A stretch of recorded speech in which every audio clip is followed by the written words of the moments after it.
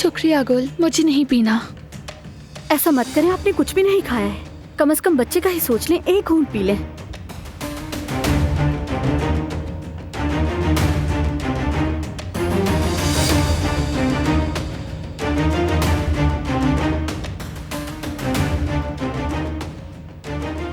बेटी, फरात और बारान भी वहां हैं और हमारे वकील भी वहां जा चुके हैं।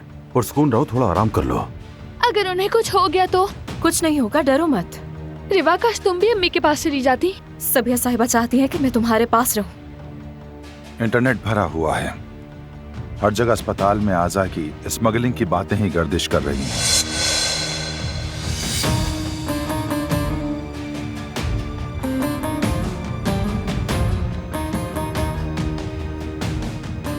अम्मी,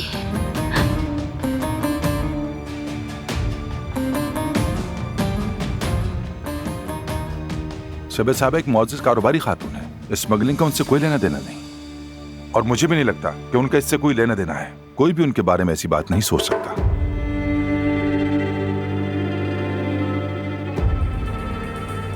बेटी, वाज़ेह है कि तमाम वाक़यात झूठे हैं। तुम्हारी माँ ने आज तक जो कुछ किया है उसकी तिजारती सरगर्मियां सबके सामने हैं। ऐसा ही है।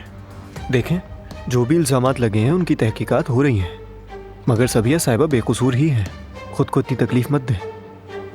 अब बस बेटा, इतना सोच के अपने आप को हल्कान मत करो। तुम्हारी माँ बेकसूर है। बरी हो भी जाए तो क्या होगा, एक बार नाम खराब हो गया तो हो गया। काराबी का नाम भी बिला वजह बदनाम हो जाएगा।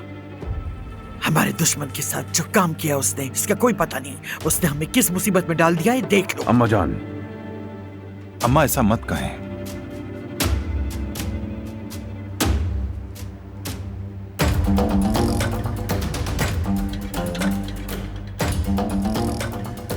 बात सुने बाबा, मैं अम्मी के पास पुलिस स्टेशन जाना चाहती हूँ।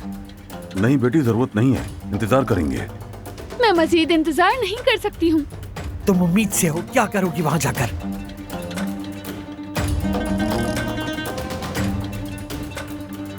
देखें, हम लोग आपको वहां ले तो जाएं, लेकिन भाई गुस्सा करेंगे।